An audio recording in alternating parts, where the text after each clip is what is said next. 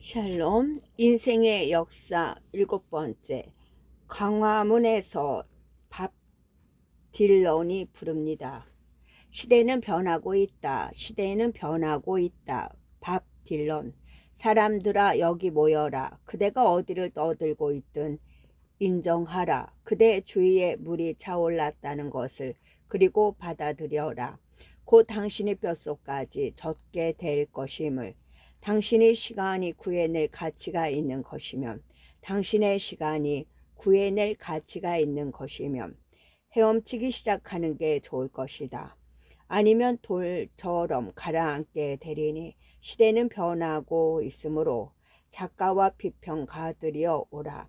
펜으로 예언하는 그대들 두 눈을 크게 뜨고 보라. 기회는 다시 오지 않을 테니 성급히 입을 열지 마라. 수레바퀴는 아직 돌고 있으므로 누가 어떻게 명명될지는 말할 수 없지. 오늘의 패자가 내일의 승자일 테니 시대는 변하고 있으므로 상하원 의원들이여 오라. 부디 저 부름에 귀 기울여라. 입구를 막아서지 말고 홀을 봉쇄하지 말라. 다치는 사람은 시간을 끌어온 사람일 테니 바깥은 전쟁 중이고 그것은 들끓고 있다. 곧 당신의 창문을 흔들고 벽을 덜컹거리게 하리. 시대는 변하고 있으므로 어머니 아버지들이여 오라. 전국 각지에서 그리고 이해할 수 없다는 이유로 무언가를 비난하지 마시라. 당신들의 아들 딸들은 이미 여러분의 통제를 벗어나 있으니 당신들의 오래된 길은 급격히 낡아가는 중. 그러니 손 내밀지 않을 거라면 부디 새 길에서 비켜서 주기를. 시대는 변하고 있으므로 선 그것이 그어지고 저주 그것이 내려진다.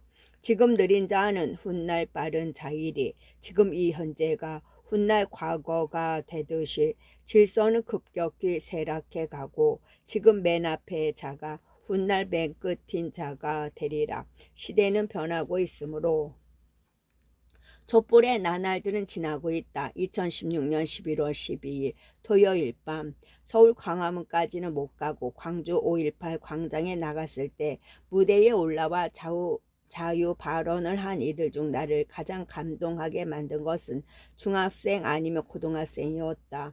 이렇게 엉터리인 나라에서 자식 키우느라 고생하시는 부모님을 생각하니 가슴이 아파 나왔다는 말을 듣다가 나는 스스로도 의아할 정도로 울컥하고 말았다. 비슷한 증상을 호소하던 아내와 이야기하다 그 이유를 깨달았다.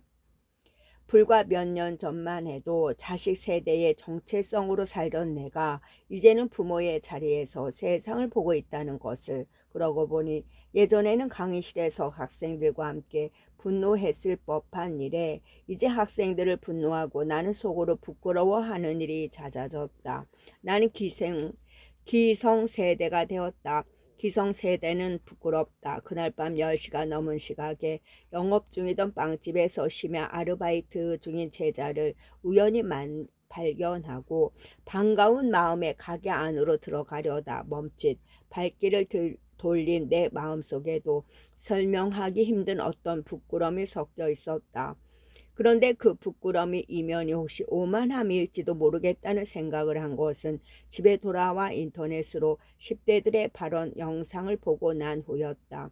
기성세대의 부끄러움이란 어쩌면 이렇게 나쁜 세상을 만든 것이 우리니까 좋은 세상도 우리가 만들어 볼게 라는 기분일까. 혹시라도 그런 기분이라면 그것은 옳지 않다. 그날 무대에서 발언한 학생과 영상 속 10대들은 이렇게 말하는 것만 같았다. 망친 사람들에게 누가 언제까지 기회를 준다던가요. 경제협력개발기후회원국 중에 만 18세가 아니라 만 19세부터 투표할 수 있는 나라는 대한민국뿐이다. 만 18세부터 운전면허를 따고 여권을 발급받고 신용카드를 사용할 수 있다. 그러나 투표는 못한다. 고등학생은 정치 의견이라는 것을 가질 수 없고 가져서도 안 된다는 것인가. 행여 그렇다고 생각한다면 자격을 갖출 수 있게 교육을 하면 될 일이다. 정치란 우리가 속해 있는 공동체에 대한 사유 그 자체인데 그런 사유란 빨리 시작할수록 좋을 것이다. 사회 모든 영역에 정년 제도가 있으나 투표권에는 정년이 없다. 노년 세대의 투표권을 박탈하자는 말을 하려는 것이 아니다.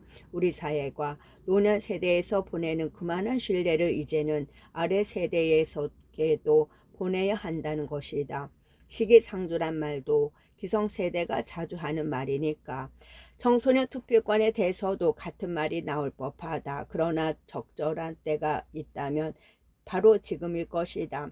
현실 정치를 보는 해안을 갖고 있지 않지만 지금이 중대한 역사적 변혁의 조입이라는 것을 알겠다. 박근혜 대통령의 몰락과 함께 멀게는 1961년 이후 짧게는 1979년 이후부터 이 나라에 뿌리 내린 어떤 심리적 제재가 무너짐으로써 비로소 이 사회의 어떤 뿌리들이 함께 뽑힐 소중한 기회를 얻었다는 것이다. 현 시점에서 투표권 하향 조정은 새로운 정치를 삶 속에 더 깊숙이 끌어당기는 상징적 개선이 될 것이다. 이런 와중에 다른 시를 떠올릴 수가 없었다. 밥 딜런이 노벨 문학상을 받았다는 소식을 듣고 며칠 후 강의실에서 학생들과 함께 그의 노래도 듣고 가사도 살폈는데 그중 하나가 시대는 변하고 있다였다. 이것이 그의 가장 훌륭한 시는 아니겠으나 지금 우리에게 가장 어울리는 시라고는 할 수 있지 않을까.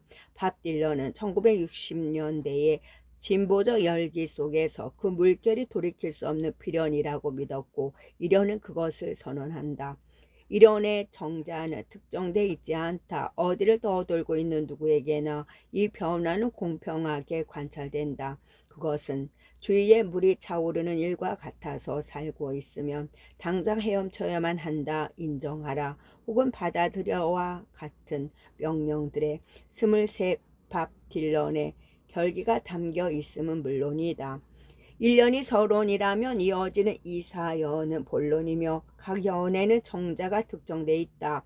작가와 비평가, 국회의원들 그리고 전국의 모든 부모 이들에게는 나름의 권력이 있다는 공통점이 있으며 딜런의 예리한 눈길도 그것을 향한다. 먼저 작가와 비평가들에게는 팬이라는 권력이 있다. 딜런은 그들에게 두 눈을 뜨고 현실을 지켜보되 함부로 입을 열지 말라고 말한다. 역사적 변혁의 역동성은 그들의 예측 능력을 뛰어넘을 것이기 때문이다. 또 정치인들에게는 민의의 귀를 기울이되 행여 그것을 왜곡할 생각은 말라고 말한다. 그리고 이어 사면에서 입구를 막아선 정치인의 이미지는 1963년 6월 11일 엘라베마 주립대학에 최초로 입학을 시도한 흑인 학생의 등교를 직접 막아선 당시 엘리마마 주지사 조지 월리스를 염두에 둔 것으로 해석이 있다. 그리고 이어 전국의 불특정 부모에게는 예나 지금이나 자식 가진 이들이 염두에 두어야 할 지당한 충고를 던진다. 당신이 이해할 수 없는 것을 비난하지 마라. 오연은 결론이다. 선 그것이 그어지고 저주 그것이 내려진다. 이 노래에서 거의 유일하게 섬뜩하고 또 모호한 것이 두 행이다. 변화들 이끄는 이들과 이를 거스리는 이들 사이에 분할선을 긋고 후자의 저주가 내려져야 한다고 생각한 것일까. 변화의 당위성을 장엄하게 수식하고 싶었을 청년 시절의 수사학이라고 보면 이해가 되기도 한다. 지금 느린 자는 훗날 빠른 자가 되고 지금의 선두가 나중에 후미가 될 것이라는 요지의 구절은 공관복음 여기저기에 나오는 예수의 말을 인용한 것이기도 하다. 이 노래를 부를 때만 해도 그는 자신이 1978년에 종교적 계시를 경험하고 기독교인이 될 줄은 몰랐겠지만 말이다. 밥 딜런은 노벨 문학상 후보로 추천된 지 20년 만에 상을 받았다. 밥 딜런 연구자 송광수에 따르면 1996년 버지니아 군사대학교의 영어과 교수 골든볼이 신 앨런 긴즈버그의 제안을 받아 밥 딜런을 노벨 문학상 후보로 추천할 때 추천서에는 다음과 같은 내용이 포함됐다. 그의 언어와 음악은 시와 음악간의 핵심적이며 오랜 기간 존중되어 온 관계가 회복되도록 도왔고 세계 역사를 변화시킬 만큼 세계로 스며들었다. 딜런이 지금도 공연에서 이 노래를 즐겨 부르는지 어떤지는 모르겠으나 오늘만큼은 그가 광화문에서 이 노래를 부른다고 해도 아무도 놀라지 않을 것이다. 지금 이곳에서도 시대는 변하고 있으므로 아름다운 석양의 대통령을 위하여, 아름다운 석양의 대통령을 위하여. 산문시 신동엽. 스칸디나비아라던가 뭐라고 하는 고장에서는 아름다운 석양 대통령이라고 하는 직업을 가진 아저씨가 꽃 리본 단 딸 아이의 손 이끌고 백화점 거리 칫솔 사러 나오신단다. 탄광 퇴근하는 광부들의 작업복 뒷주머니마다엔 기름 묻은 책 하이데거 러셀 해밍웨이 장자 휴가 여행 떠나는 국무총리 서울역 3등 대합실 매표 그 앞을 떼약볕 흡수며 줄지어 서 있을 때 그걸 본 서울역장 기쁘시겠소 라는 인사 한마디 남길 뿐 평화스러이 자기 사무실 문 열고 들어가더란다. 남해에서 북강까지 넘실대는 물결 동해에서 서해까지 발랑대는 꽃밭 땅에서 하늘로 치솟는 무지갯빛 분수 이름은 잊었지만 뭐 라군가 불리우는 그 중립국에선 하나에서 100가지가 다 대학 나온 농민들 트럭을 2대씩이나 가지고 대리석 별장에서 산다지만 대통령 이름은 잘 몰라도 새 이름, 꽃 이름, 쥐자 이름, 극작가 이름은 화나더란다. 애당초 어느 쪽 패거리에도 총소는 야만에 가담치 않기로 작정한 그 지성. 그래서 어린이들은 사람 죽이는 신용을 아니하고도 아름다운 놀이꽃동산처럼 풍요로운 나라 억만금을 준대도 싫었다. 자기네 포도밭은 사람 상처내는 미사일 기지도 탱크 기지도 들어올 수 없소. 끝끝내 사나이 나라 배짱 지킨 국민들 반도의 달밤 무너진 성토가에 입맞춤이며 푸짐한 타자소리 춤사색분 하늘로 가는 길가에 황토빛 노을 물든 석양 대통령이라고 하는 직함을 가진 신사가 자전거 꽁무니에 막걸리 병을 싣고 30리 시골길 시인의 집을 놀러 가더란다. 2016년 12월 9일 박근혜 대통령 탄핵 소추안이 국회에서 가결됐다. 표결 결과가 나오기 전에 이 시를 골라두었던데 설사 부결됐다 하더라도 다른 시로 교체할 필요는 없었을 것이다. 가결이건 부결이건 당분간 우리에게 가장 중요한 화두는 대통령일 수밖에 없을 테니까 스칸디나비아 반도 지역의 북유럽 사회 민주주의를 작은 풍경화 한편으로 한국 사회의 제시 금은교가 한 시라고 해도 좋고 그냥 유토피아에 대한 몽상이라고 해도 좋다. 노무현 대통령 서거 이후에 이명박 박근혜 두 대통령의 재계를 경험하는 동안 더 자주 거론됐고 또 마주치게 된 시이기도 하다. 우리가 꿈꾸는 대통령을 말할 때 인용하기 좋은 시이고 실제로도 그래왔지만 그렇게 한정되고 말 작품은 아닌 것 같다. 신동엽은 문학교과서에 수록된 껍데기랑 가라고만 기억되는 것 같고 언젠가부터 그의 시를 고리타분하다고 느끼는 이들도 많아진 느낌이다. 그럴 일로 50년대에 모더니즘 해독을 너무 안 받은 사람 중에 한 사람이라면서 그가 행여 쇼비니즘으로 흐르지 않을까 걱정이라고 한 사람은 김수영인데 이런 시선은 예전부터 꾸준히 존재하던 터다. 껍데기랑 가라만 해도 거기서 배타적 순혈주의와 낭만적 농본주의의 위험을 감지하는 독법이 완전히 들렸다고 하기도 어려울 것이다. 이런 비판에는 유념하되 위의 시에서 지금도 여전히 의미 있는 논점을 3가지로 줄여보고 싶다. 그것은 평등, 소외, 중립이다. 가장 먼저 아름다운 석양 대통령이라고 하는 직업을 가진 아저씨에 대해서 말하지 않을 수 없다. 이 구절의 아름다움만으로 이 시가 끝까지 버텨나간다고 해도 과언이 아니다. 대통령이라고 하는 직업이라는 심상한 표현에는 그 직업이 세상의 수많은 직업 중 하나일 뿐이라는 담백한 긍정이 담겨 있다. 세상에 중요한 사람 중에는 의무와 권력을 구별하지 못하는 이들이 많지만 그들에게 많은 것은 의무이지 권력이 아니어야 한다. 이 시에서 국민이 대통령에게 허락한 것은 아름다운 석양을 등 뒤로 두고 걸으면서 석양의 대통령이라 불릴 수 있는 권력뿐이다. 그러나 그것은 얼마나 큰 영광인가. 그러니까 이 시의 첫 번째 논점은 당연히 병등이다. 다시 읽은 이 시는 한창훈 소설 그 나라로 간 사람들을 떠올리게 했다. 그 나라의 사람들이 모여 법을 만들 때 그들은 법이 아주 단순하기를 바랐다. 그중 누군가 바다로부터 법 철학을 배운다. 나날의 파도는 다르지만 하루의 파도는 같다는 거. 그제는 한 팔 정도의 파도가 쳤는데 모두 그 높이였어요. 어제는 가문비 나무 높이만큼 치솟았는데 모두 파도가 그랬어요. 다른 사람들이 기꺼이 동의한다. 파도처럼 하면 되겠군. 그리하여 그들이 만든 법조문은 단 한 문장이다. 어느 누구도 어느 누구보다 높지 않다. 이 법으로 그들이 내리지 못할 결정은 하나도 없었다. 두 번째로 밑줄 치고 싶은 대목은 광부들이 하이데거, 러셀, 헤밍웨어, 장자 등을 주머니에 꽂은 채 퇴근하는 장면이다. 광산에서 그 책을 읽었다는 뜻이다. 농민들 얘기도 해야 할 텐데 그들이 트럭을 2대씩 소유하고 대리석 별장에 산다는 것보다 더 중요한 것은 대통령 이름은 잘 몰라도 새 이름, 꽃 이름, 주의자 이름, 극작가 이름은 잘 안다는 것이다. 자연과 예술에 관심을 가질 수 있고 나름의 취향을 함양할 수 있는 여유가 주어진다는 거. 광부와 농민이 이해할 수 있는 작품을 써야 한다고 부르짖던 시대도 있었지만 진정한 유토피아는 이처럼 광부와 농민이 이해 못할 작품이 없을 만큼 그들에게 교육과 시간이 제공하는 사회다.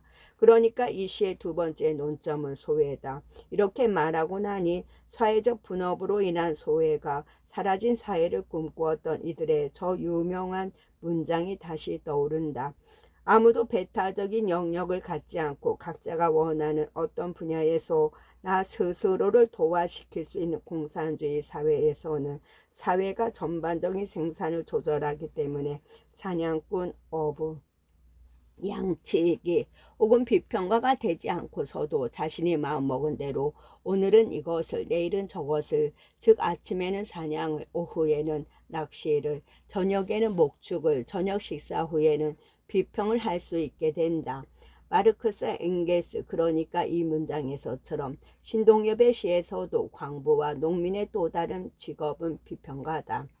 세 번째로 강조하고 싶은 것은 이 시의 중반부에 박혀있는 중립국이라는 단어다. 그러니까 이 시의 배경이 되는 나라가 어떤 나라일 수 있는 것은 그것이 중립국이기 때문이다. 신동엽의 시 곳곳에 중립이라는 단어가 등장한다. 껍데기란 가라에서도 알몸을 드러낸 아사달과 아사녀는 다름 아닌 중립의 초래정 앞에 서서 부끄러움 빛내며 맞절을 한다. 한국 문학 연구자들은 이미 20수년 전부터 신동엽 문학에 내장된 정치 철학을 중립의 사상이라 이름 붙이고 거기서 유토피아적 공동체 의식, 비유계적이면서도 유기체적인 관계 등을 활발히 읽어내고 있는 중이다. 위의 시 역시 같은 맥락 속에 놓여있는 시라고 할 수 있다. 그러니 이 시의 세 번째 논점은 중립이라고 해보자. 중립의 사상이란 결국 평화의 사상이다. 시인은 이 나라 사람들에게는 애당초 어느 쪽 패거리에도 총 쏘는 야만에 가담치 않기로 작정한 그 지성이 있다고 적었다. 또 상천에는 미사일 기지나 탱크 기지는 억만금을 준대도 싫었다라고도 적었다. 시인이 이 나라를 사나이 나라라고 지어한 것은 어느 한쪽을 편들며 무기를 드는 것이 용기가 아니라 그 반대가 진정한 용기라고 말하고 싶었기 때문일 것이다.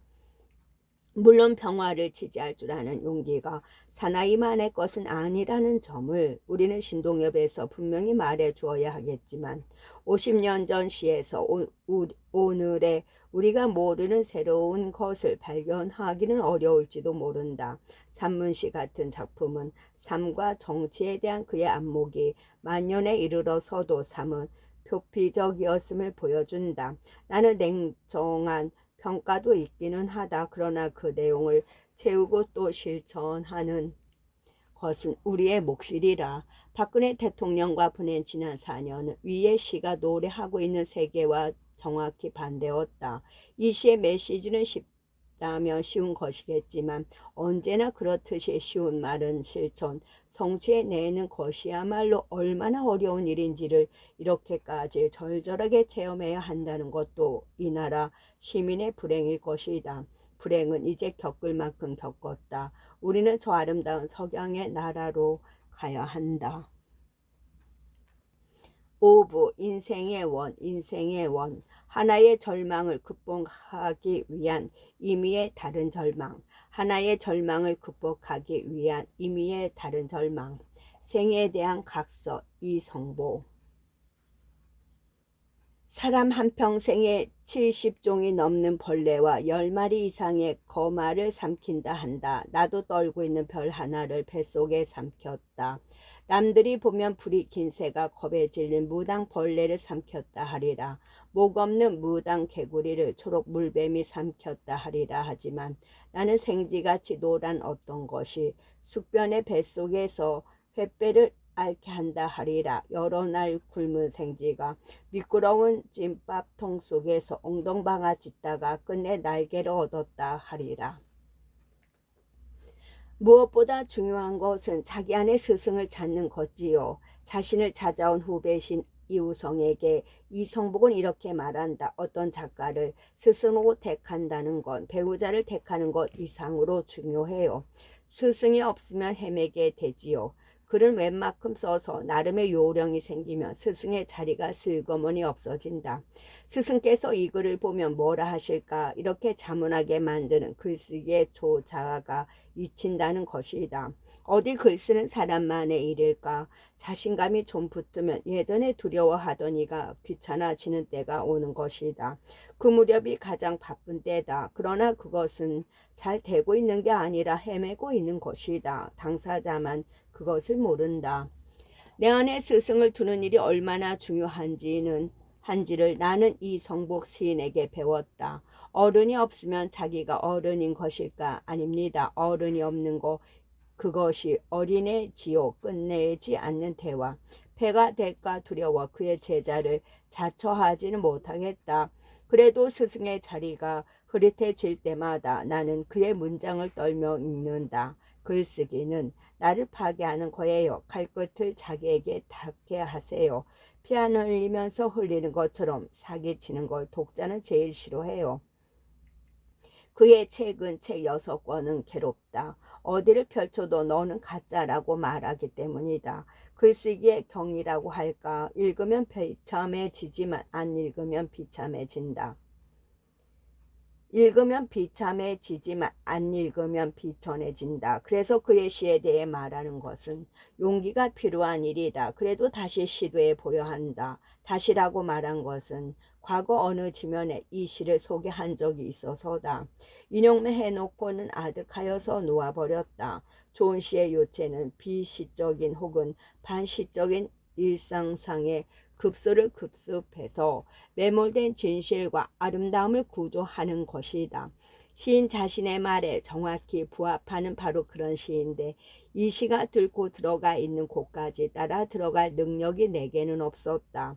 6개의 문장을 2개씩 묶으면 3부분으로 나뉜다. 이렇게 끊어 읽으면 이번에는 보일까? 생이 무엇인지 알 수 있을까? 사람 한평생에 70종이 넘는 벌레와 10마리 이상의 거미를 삼킨다 한다. 나도 떨고 있는 별 하나를 뱃속에 삼켰다. 신도 처음 알았을 때 놀랐으리라. 자는 동안 입속으로 벌레나 거미 따위가 들어가면 어떡하나 하고 걱정해 본 적이 있기는 하지만 저렇게나 많이 삼키는지 몰랐으므로 나 역시 이 구절에 놀라고 말았다. 별것 아닌 것 같아도 바로 이런 것이 생의 실상 중 하나일 것이다. 실상과 대면하기 전에는 모른다. 우리가 눈뜨고 경험하는 세상이 환상이라는 것을. 내가 먹은 새끼 음식이 물질적으로 환상이라는 뜻이 아니라 깨끗하고 고운 것만 먹으며 살고 있다는 그 믿음이 환상이라는 뜻이다. 전 문장을 읽고 말할 수 있다. 과연 인간은 먹는 존재다. 깨어있는 동안만이 아니라 자는 동안에도 먹는다. 우리는 우리가 무엇을 먹는지 잘 알지 못한다. 나는 대체 무엇을 먹으며 살아온 것인가? 여기서 시인이 말한다. 자신은 떨고 있는 별 하나를 삼킨 적이 있는 것 같다고. 이 이미지를 풀기는 쉽지 않지만 별의 상징적 관례적 의미를 챙기고 그 별이 떨고 있다는 사실도 눈여겨봐야 하겠다. 어쩌면 지금 시인은 자신의 생이 어떤 고귀한 가치를 추구하는 데 헌신하는 삶이 될 것이라고 믿었던 그때를 회고하는 것일까. 감히 내가 추구해도 될까 싶을 정도로 고귀했으므로 그 별이 떠는 것처럼 보였을까. 남들이 보면 불이 긴 새가 겁에 질린 무당 벌레를 삼켰다 하리라. 목 없는 무당 개구리를 초록 물뱀이 삼켰다 하리라. 그러나 별을 삼켰다 믿은 삶은 나보다 약한 짐승을 삼키며 살아온 삶에 불과한 것이었다. 떨고 있는 별이 겁에 질린 무당 벌레와 목 없는 무당 개구리로 바뀌어 있다. 같이 추구의 삶이 아니라 단순 생존의 삶이었다는 거. 인간이 육시 동물이라는 것은 당연한 일이 아니라 비통한 일이다. 남들이 보면 이라는 말은 남들이 나를 오해했다는 항변이라기보다 남들이 본 그대로가 진실이라는 착잡한 인정일 것이다. 다음에 하지만은 앞말을 엎지 않고 더 깊이 들어가서 보충한다. 하지만 나는 생쥐같이 노란 어떤 것이 숙변의 뱃속에서 횃배를 앓게 한다 하리라. 여러 날 굶은 생쥐가 미끄러운 짬밥통 속에서 엉덩방아 찢다가 끝내 날개를 얻었다 하리라. 남들이 본 것이 정직한 진실이기는 하나 그게 전부는 아니라는 거. 내가 추구한 가치가 내가 삼킨 먹이에 불과하더라도 그것들로 인해 나는 횃배할 듯 내내 아프지 않은가. 게다가 나의 장 어디쯤에선가 내내 미끄러지고 있는 저 생쥐는 그곳에서 벗어나려 애쓰고 있지 않은가. 마지막 두 문장에 덧붙인 것은 항구적인 고통의 조월의 노력이 생을 이룬다는 사실이다. 그런데 날개를 얻었다니 언제 또 어떻게. 결국 우리는 미끄러운 잠밥동 속에서 허덕이다가 죽음과 더불어 놓여난다는 뜻일까. 비관적이다. 사실 이 성복은 내내 비관적이었다. 그러나 그의 시를 읽고 허무에 빠지거나 자살 충동을 느낀 적은 없다. 그의 비관주의는 평론가 김현이 명명한 대로 따뜻한 비관주의다. 여기서 따뜻하다는 것은 달콤하다는 뜻이 아니라 나약하지 않다는 뜻이어야 한다. 내가 싫어하는 사람의 약점을 옮기고 다니면 내가 약하다는 증거예요. 그 사람의 비밀을 지켜줘야 그 사람을 싫어할 자격이 있어요. 바로 이것이다. 생을 싫어할 자격이 있을 만큼 강한 사람의 말이기 때문에 오히려 그 여운이 따뜻한 것이다. 실은 같은 의문을 시인도 그의 스승 카프카에서 품었었다. 카프카의 문학은 비관적인데 어째서 우리는 위로를 받는가 하고 시인의 답은 이렇다. 카프카의 문학은 인생이라는 화마를 잡기 위한 맞불이라는 거. 산불이 났을 때 불이 진행되는 방향에 맞은편에 마주 놓는 불을 맞붙이고 두 불이 만나 더는 탈 것이 없이 불이 꺼지도록 하는 게 맞불 작전이다. 하나의 절망을 극복하기 위해 임의의 다른 절망을 만들어낸다. 그런 의미에서 인생이라는 불에 대해 문학은 맞불이라는 거. 그렇구나. 나를 태우는 불을 끄기 위해 나는 타오르는 책들을 기저귀는 사람이 된 것이다. 단 한 번의 만남이 남긴 것. 단 한 번의 만남이 남긴 것. 발사체. 무라카미 하루키를 위하여. 레이먼드 카버. 우리는 차를 홀짝였다. 이 책이 내 책이 당신의 나라에서 성공하게 된 타당한 이유들에 대해 점잖게 사색하면서 당신의 내 소설들의 대풀이 나타난다는 것을 발견한 고통과 굴욕에 대한 대화로 미끄러져 들어갔다.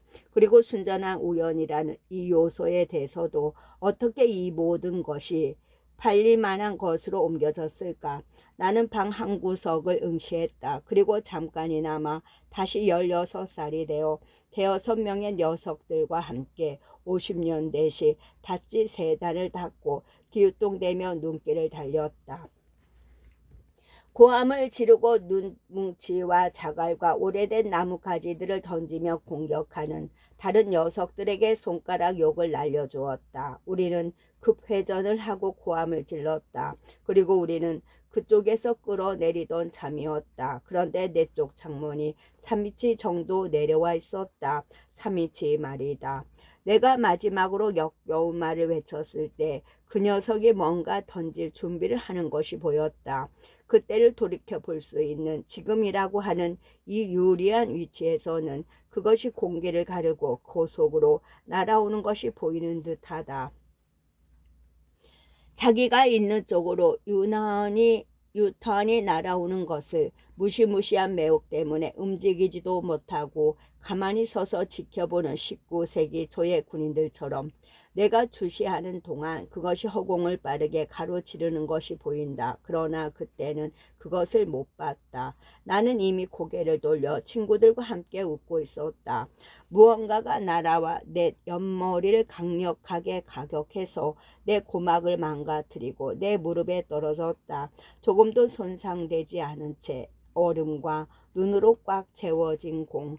굉장한 고통이었다. 굉장한 굴욕이었다. 횡재다. 기괴한 사고야. 100만 분의 1 확률이잖아. 라고 소리를 지르는 터프가이들 앞에서 나는 울기 시작했는데 그것은 끔찍한 일이었다. 그것을 던진 그 녀석. 환성이 쏟아지고 남들이 등 두들겨 주었을 때 그 자신도 놀랐고 또 뿌듯했으리라. 바지에 손을 쓱 닦고는 좀 더 빙둥대다가 저녁을 먹으러 집에 갔을 것이다. 그도 자라서 저 나름의 좌절을 겪고 인생에서 길을 잃기도 했을까.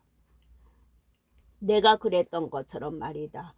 그는 그날 오후에 대해 다시는 생각하지 않았으리라. 왜 그래야 했단 말인가. 생각해야 할 것은 언제나 너무 많다. 그 멍청한 차가 길을 따라 달려 모퉁이를 돌아 사라져버린 일 따위를 왜 기억하겠는가. 우리는 방에서 점잖게 찻잔을 들어올렸다. 잠시 동안 뭔가 다른 것이 들어왔었던 방에서. 무라카미 하루카가 레이먼드 커버의 소설을 번역하기 시작한 것은 1983년이었다. 곧 무라카미가 직접 선정, 번역한 7편의 소설이 내가 전화를 거는 장소라는 제목의 선집으로 출간됐고 이 책은 일본에서 호평을 받았다. 1984년에 무라카미가 포트 앤절리스에 살고 있는 카버를 방문한 것은 그 소식을 알리기 위한 것이기도 했다. 그는 커버의 거대한 체구에서 받은 강렬한 인상에 대해 회고하기를 이렇게까지 커질 생각은 없었다는 듯이 어쩐지 좀 미안해하는 듯한 모습이었다고 적고 있다. 그리고 그런 작품을 쓰는 작가라면 아무래도 거인이지 않으면 안 되었을 것이라는 재미있으나 알쏭달쏭한 말을 덧붙였다. 이후에도 무라카미는 카버의 작품을 해설하거나 1984년의 만남을 회상하는 글을 여러 편 썼다. 한국에도 번역돼 있기 때문에 무라카미나 카버 둘 중 한 사람의 애독자라면 그 글의 존재를 알 것이다. 단 한 번의 만남이 남긴 것 등. 그러나 무라카미 쪽이 아니라 커버 역시도 그날의 만남과 관련된 작품을 발표한 적이 있다는 것은 더 알려져 있다. 세 번째 시집 울트라 마린에 수록된 시 발사체 무라카미 하루카를 위하여가 그것이다. 10대 시절을 회상하는 시인인데 레이먼드 카버 어느 작가의 생은 시에 묘사된 아키미 고등학교 시절 카버의 모습을 이렇게 적고 있다. 그 시절에는 자동차가 여가 시간을 보내는 아이들의 문화적 취향의 중심이었는데 레이는 한 번도 자동차를 가진 적이 없었다. 그러니 그는 다른 아이들처럼 엔진을 가지고 뭔가를 하려 하지도 않았고 자동차를 유지하기 위해 일자리를 얻으려 하지도 않았다. 아키마의 소년들이라면 보도 표면에 직접 발을 대고 다니느라 차라리 죽음을 택하였겠다고 할 나이가 훨씬 지날 때까지도 레이는 걷거나 자전거를 타고 동네를 돌아다니곤 했다. 그러나 레이는 친구들과는 함께 차를 타고 다녔는데 특히 51년형 엔진을 넣은 제리의 41년형 올스모빌 컨버터블을 많이 타고 다녔다. 시 발사체는 카버가 친구들과 함께 차를 타고 다니던 그 시절의 일화를 다룬 것이다. 카버와 그의 친구들이 차를 타고 동네를 휘젓고 다니다가 다른 패거리들과 시비가 붙었다. 저쪽이 뭔가를 집어 던지는 식으로 공격을 해도 카버 일행은 차를 타고 있으니 가운데 손가락이나 세우는 식으로 느긋하게 약을 올리면 되는 상황이었을 것이다.